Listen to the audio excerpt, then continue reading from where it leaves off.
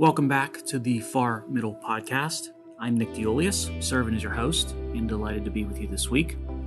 First week of April when this episode first airs, so here's to hoping that you were not suckered with an April Fool's joke a few days ago. I wanted to warn you constant listeners to be prepared for that during last week's episode, but I simply forgot to. Anyway, the origins of April Fool's Day goes back to the 1500s in France. And historians speculate that it started when France switched from the Julian to the Gregorian calendar. That changed the start of the new year from sort of late March, early April to January 1st. And when that switch was first made in France, a lot of people were either unaware because news traveled very slowly back in the day, or they forgot about the new calendar and they were still celebrating what they thought was the new year in late March. So those celebrating New Year's in late March became the butt of jokes and pranks from those people in the know, which of course occurred right around April 1st. Hence, April Fool's Day was off and running, and it really took off in Britain during the 18th century. So let's get to our dedication for episode 98. We started out talking about April Fool's Day, which has two connections to our dedication in the world of sports. First, the date itself coincides with about the same time one sees the start of baseball season. So it's when you first start to hear those happy, magical words of play ball, especially pleasant after a long, gray winter. And the second connection to April Fool's Day for our dedication speaks to how what may have been the greatest feel-good event in baseball in a generation, how it turned out to be either quite the hoax or quite the tainted accomplishment, depending on your views with respect to performance-enhancing drugs in sports. So we spent some time a couple of weeks ago talking about some of the greatest players in the history of baseball who were not in the Hall of Fame, many of them because of their links to steroids. All these factors converged into the year 1998 in the made-for-TV home run chase that unfolded during the 98 Major League season. Now, 61 was one of those magic numbers in sports for decades. Single-season home run record held by Roger Maris when he played for the Yankees for a long time. It was viewed as essentially an unbreakable record. But then you had a new era of power hitters that emerged in baseball that convinced some experts that Maris's record was in peril. Ken Griffey Jr. and Cecil Fielder, those are two players who made a serious run at 61 home runs prior to 98. But in 1998, the two names that captured the nation's attention as they chased the 61 home run mark were, of course, Mark McGwire of the Cardinals and Sammy Sosa of the Cubs.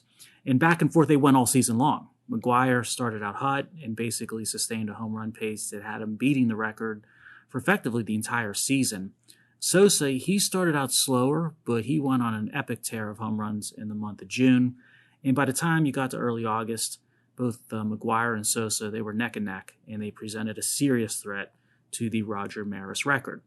And by the way, a lot of baseball fans forget that Ken Griffey Jr. wasn't far behind in the home run race in August of 98. But by late August, Sosa and McGwire were tied at 55 home runs each, and Griffey was fading pretty fast. Now, the interest level, it amped up exponentially across the nation for two reasons. First, you had a neck-and-neck horse race between two larger-than-life baseball stars playing in baseball-crazed cities. And second, both Sosa and McGwire, they were on a pace to easily break the Maris record. So this race had a very high probability of being history in the making. And there's probably a third facet to the public interest or fascination of the 98 season home run chase, which is that Sosa and McGwire, they were sort of rivals and they were sort of buddies. And since the two teams were in the same National League division, they went head-to-head quite often. Now, speaking of that head-to-head nature of the home run chase in 98, McGwire ties Maris in a game against the Cubs, and then a day later he broke the Maris record against the Cubs. And the Maris family was in attendance. Sosa was playing in the outfield when McGwire hit his 62nd of the year. And needless to say, again, must-see TV. A cool and interesting note, by the way, about McGwire's 62nd record-breaking home run. It was the shortest home run for McGwire that season, barely made it over the wall and didn't even make it into the stands in the outfield. And the guy who ended up retrieving the ball was a groundskeeper at Busch Stadium who was a law school student. And that ball would have fetched millions of dollars at auction, but the groundskeeper decided to give it to McGwire. Sosa hit 62 home runs later that month, and that basically put Maris at third all-time. McGwire, of course, finished the season with 70, and Sosa wrapped up the 98 season with 66. Sosa ended up winning the MVP in 1998. Now, that magical 98 baseball season, when it comes to the home run chase, it didn't last long without suffering some major reputational damage. So first, Barry Bonds set a new all-time single-season home run record with 73, but then the daylighting of rampant steroid use throughout the major leagues took front and center stage, and it effectively eviscerated the achievements of McGwire and Sosa and Bonds. And McGwire and Sosa, they went from heroes to villains almost overnight. And the single most damaging event for both, I think, was their congressional testimonies surrounding alleged steroid abuse. McGwire's testimony effectively stated that he wasn't interested in telling the truth because the public wouldn't believe anything he said anyway. And Sosa had even less to say. He gave the impression that he didn't seem to understand the questions that were being asked of him. Neither came across as credible. I think both suffered severe reputational damage that lingers to this day, and at least to date has kept them out of the Baseball Hall of Fame. Now, maybe in the end, our dedication to the 98 season in baseball and the home run chase should be dedicated to the asterisk, because when Maris broke Babe Ruth's record, the infamous asterisk was attached to 61 because Maris had more games to achieve the feat than Ruth did. And some critics place an asterisk next to Ruth's mark because he played during a segregated era when the pitching talent, of course, was split into major and Negro leagues, and it wasn't concentrated into one league. But then, ironically, McGwire and Sosa and Bonds, now they've got that mark attached to the number of their records, and this time because of questions swirling around steroid use. It's strange that from Babe Ruth in 1927 to Roger Maris in 1961 to McGwire and Sosa in 98 and to finally Bonds in 2001, two things tie these players across decades together: the single-season home run record and the asterisks that attach to each of those records. We've already made a series of dense connections: April Fool's Day, and the start of baseball season, single-season home run record, and how the rules matter. All of those lead to yet another connection, an interesting historical event that occurred once again in early April, this time in 1964, in our nation's capital, Washington, D.C. President Lyndon Johnson was desperately trying to get through the Civil Rights Bill, which would put an end to racial segregation. From my perspective, LBJ got a lot of things wrong, the biggest being his Great Society failed experiment, which continues to run on to this day, bigger and more expensive than ever, but still an epic failure. But he did get something epically right with the Civil Rights Act, and he was the classic old-school politician, never resting, always wheeling and dealing. So let's set the stage. The House and Congress, they pass a bill on civil rights that went to the Senate.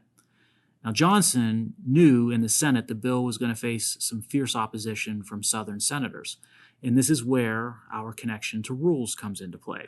The Senate opposition to the bill was led by Senator Russell, who ironically had a long-standing political friendship with LBJ.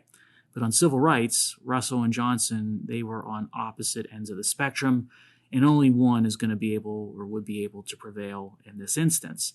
Now, Russell's plan was to use the filibuster rules in the Senate to effectively talk the bill to death. And LBJ knew time was not on his side, and he obviously was desperate to bring the bill to a conclusive vote in the Senate. Now, within the Senate rules, there's what's known as the quorum call. If there are less than 51 senators on the floor, any present member could call for a quorum. And if a quorum could not be reached by finding additional senators to show up, the Senate would have to adjourn for the day under the rules. And if you kept repeating this quorum call process each day, a person such as Russell, who wanted to stop a vote from occurring on the Senate floor, he could basically run out the clock till the date when the Senate would adjourn as a chamber. Now, LBJ became very frustrated with Russell's mastery of the Senate quorum and filibuster rules. So he called in liberal Senator Hubert Humphrey, and he chastised him for not being aggressive enough working the rules in the way that the opposition-led Russell was working the rules. So LBJ and Hubert Humphrey, they developed what basically they ended up calling a corporal's guard of 10 civil rights supporting senators who each took on the responsibility of being able to call up a handful of like-minded senators when a quorum call occurred. So the civil rights supporters, they never missed a quorum call after that. And the bill was ultimately passed and signed, of course, into law in the summer of 1964. But here's where the story connects to baseball. It's opening day for the Washington Senators, And not surprisingly, a lot of senators in Congress were at the game to watch the Senators on the baseball field play. And ironically, a lot of those senators went to the baseball game at the invitation of LBJ. He was hosting their attendance and their visit. Now, on the Senate floor, while the game's going on, Southern senators stayed put to filibuster, and then when they saw the floor empty, they called for a quorum. And as soon as the call went out, Hubert Humphrey's Corporal Guard, they jumped into action, and before you knew it, at the stadium where the game was being played, the public announcer broadcasted a message that all senators had to report back to the Senate for a quorum call. All the senators at the game, they rushed back to the Capitol, and the quorum call met the necessary threshold. Like I said, LBJ was one of the architects of big government, so not one of my all-time favorites from a policy perspective, but on civil rights, obviously he moved us forward. And when it came to the art of politics and its machinations, how the sort of rules and the plumbing worked, there was no one better suited and more focused when locked in than LBJ. Speaking of big government, let's connect to a little bit of a frightening trend. We've talked on numerous occasions in prior episodes of the looming debt crisis in government. Now that we are sitting north of $31 trillion of debt load, and now that interest rates are rising, which means the servicing cost on that debt is skyrocketing as well. I spent 5 minutes last week plotting out how the national debt has grown over the past number of decades. Because yes, President Biden is as bad as it gets when it comes to outspending and inflating debt that's going to burden future generations. But he didn't get to $31+ trillion alone. He had lots of help from his predecessors in the Oval Office. So consider this scary timeline. First time our national debt eclipsed $1 trillion, it was under the term of President Reagan. Now, Reagan and Congress, who at the time Congress was led by Speaker Tip O'Neill, they agreed to a budget where defense spending went up along with social programming spending. And then by the time George Bush, the first presidency, was up, national debt quadrupled to $4 trillion. President Clinton and Congress, and at the time Congress was led by Speaker Newt Gingrich, they achieved what today looks to be the impossible, which was not raising the federal debt. So kudos to President Clinton, at least during his second term, for doing fiscally what presidents before and presidents after have been unable to do. But then, after Clinton, the real government outspending and debt growth began. George Bush II took the national debt to $12 trillion, which was a doubling from where it sat before his presidency. And then President Obama ratcheted the national debt up by another $8 trillion. President Trump and halfway through President Biden's tenure have added a combined $11+ trillion to the national debt load. That's an amazing feat when you think about what it takes to outspend to the levels that will generate trillions or tens of trillions of dollars in deficits and debt. So we went from $1 trillion of debt when President Reagan was in office to over $31 trillion in debt with President Biden in office. That level of debt, sitting at over 120% of GDP in a rising interest rate environment, it spells epic economic trouble when running the simple but brutal math. Entitlements are going to need to be reformed, tax revenue will need to be increased, and government austerity, it must arrive at a locality near you. Without these severe measures, the only possible outcome is government default. Now, something that would help dig our government and nation out of this massive debt crater would, of course, be economic growth. And for economic growth, a prerequisite is job growth. When people work and business booms, government ends up seeing more tax revenues, and it also experiences less outflows for entitlements. Again, it's pretty basic stuff, which ties to the next connection regarding the statistics and data surrounding jobs in the United States. Ran across something a few weeks ago that at first blush I couldn't believe and thought I had misread it, and I wanted to share it with you constant listeners today. So let's go back a little bit in time to the second quarter of 2022, about a year ago, and specifically with the Bureau of Labor Statistics. And it was issuing job growth numbers for last year's second quarter. Now, the Bureau of Labor Statistics, the current employment statistics it first reported for the second quarter of 2022, was printing a number of about 1.1 million jobs created, which was a really strong result. And that second quarter number for 2022 was trumpeted by our president, as you would expect, and it certainly helped with those running for re-election during the midterms later that year. But now we see that the Bureau of Labor Statistics grossly overstated the job numbers for the second quarter of last year. The Philadelphia Federal Reserve did its own calculations and found that the second quarter 2022 jobs number was overreported by more than 1 million, which means instead of the official Bureau of Labor Statistics jobs number of 1.1 million jobs created, that actually happened when you look at the reality after the relook was a very paltry level of jobs created effectively when you do the adjustment, flat job growth. An online financial platform, they went even further than the Philly Fed, and they estimated that from April to September of last year, the Bureau of Labor Statistics, they overstated job growth by as many as 2.7 million jobs. Now, if the financial media and the Philadelphia Fed are even close to being correct, then it raises some serious questions and concerns about the accuracy and the legitimacy of basic economic data that's published by the federal government these days.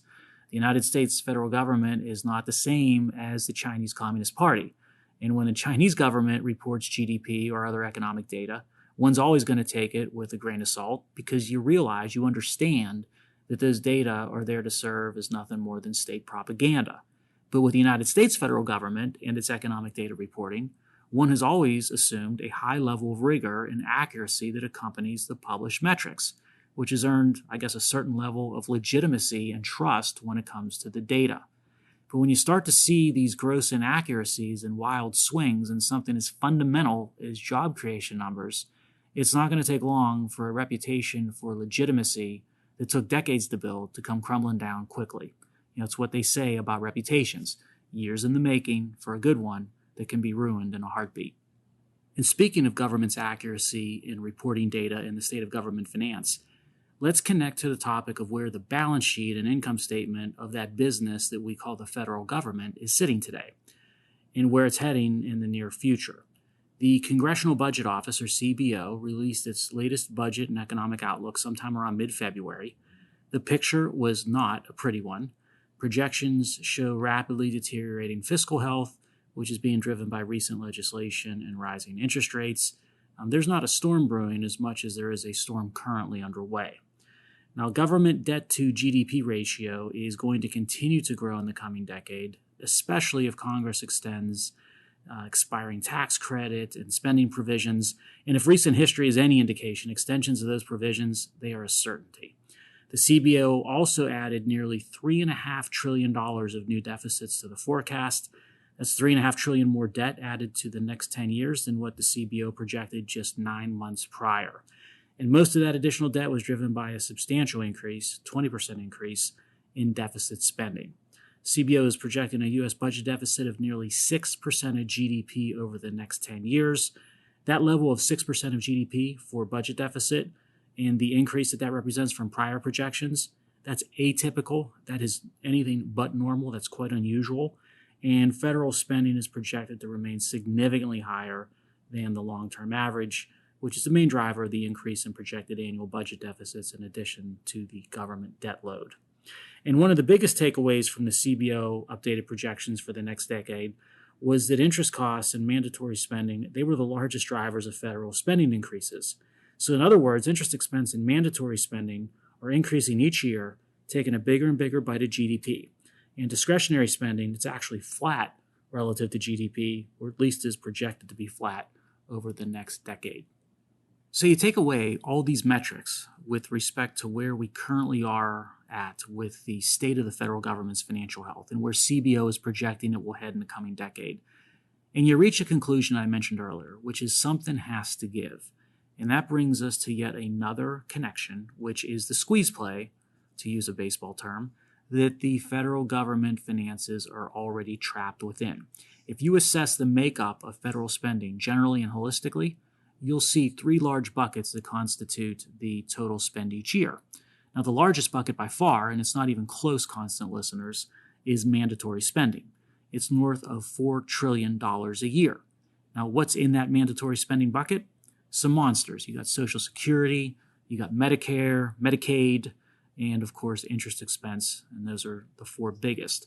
Worse yet, this bucket is only projected to get worse over time, at least without reform. And that's because interest rates are going up, which will increase outlays for Social Security through cost of living adjustments, and certainly increase, of course, interest expense on all that government debt.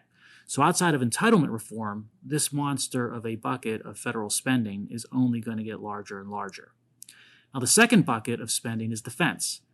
Technically discretionary, but with today's world being marauded by Russia and Iran and North Korea, and last but not least China, do you think defense spending is going to decline, stay flat, or increase?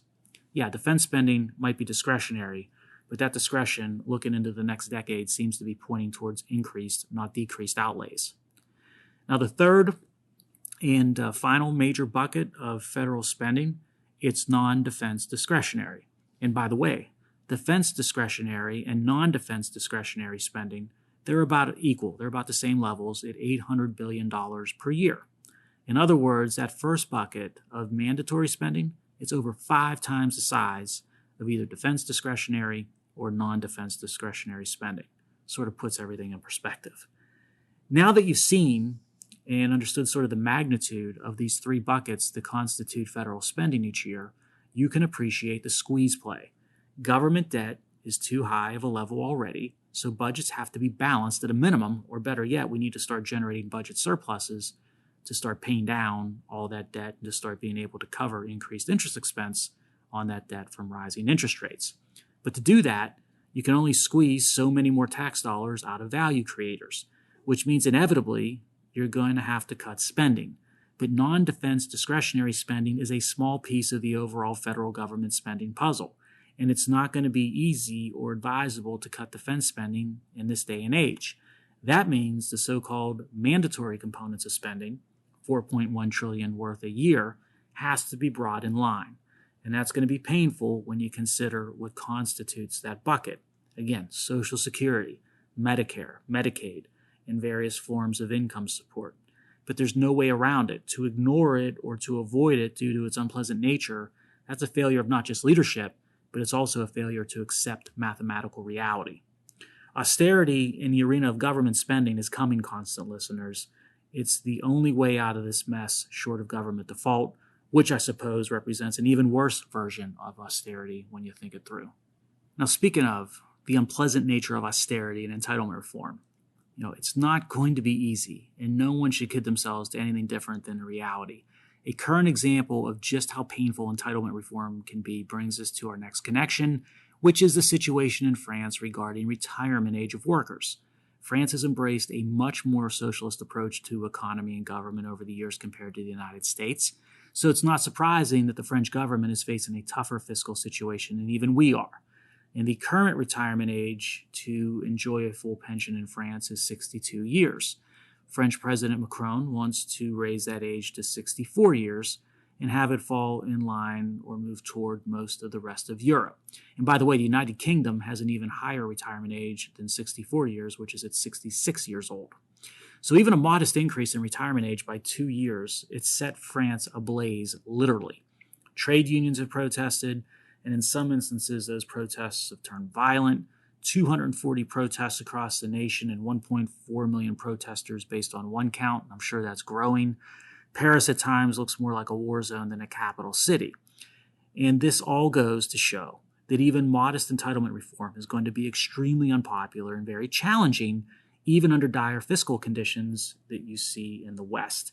But that doesn't change the fact that entitlement reform must be part of the solution to the fiscal mess that the United States has dug itself into over the past 40 years, starting with President Reagan. And by the way, wouldn't you know it, but a bipartisan group of U.S. senators, they're talking about raising the retirement age for Social Security to age 70 gradually. So watch this as it unfolds. We will for sure with the far middle. Well, it's getting to the point in time where we're going to have to bid episode 98 adieu. That, along with merci, is the extent of my French. We've been talking about how government and its leadership is often deaf and blind to current tangible existential risks, including the fiscal ones we discussed in this episode. But the government and leadership blindness and deafness can also deal with other types of risk as well, including military and war risk. It leads us to our final connection, which was back in 1941. A dictator by the name of Joseph Stalin was warned about a pending German attack by a slew of different signals. FDR warned Stalin that once Germany conquered France, Hitler would turn on Russia. The Prime Minister of Great Britain, Winston Churchill, also tried to warn Stalin. Spies that the Soviets had in Germany were delivering a steady stream of intel for warning of war. Germany had its diplomatic personnel and citizens leaving Russia. The German Luftwaffe flew hundreds of missions over Soviet airspace to recon, and the Soviets knew about it. Even little and smaller signals were evident. German guards at border posts, they stopped saluting their Soviet guard counterparts. Polish women on the German side of the river divide would yell at acquaintances across the river on the Russian side about pending war.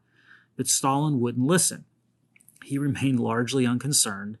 The Nazi propaganda machine may have contributed to his false sense of security, claiming, among other lies, that rookie Luftwaffe pilots were simply losing their way and the troops were massing in the east, basically to avoid air raids from the British. In dismissing the reports of war as British provocation, Stalin continued to ship raw materials to Germany, and he ordered his men not to fire on German planes that crossed over the border. So rather than focusing on defensive preparations, he occupied himself with another round of purges, and that, of course, started to sap the leadership of his military at the worst time, just when he needed it the most. So his refusal to listen to the reality, fed by a mugging of data, that cost his nation dearly in terms of millions of lives lost and the nation itself pushed to its brink of existence. Didn't have to be that bad if Stalin would have paid attention to the reality and facts.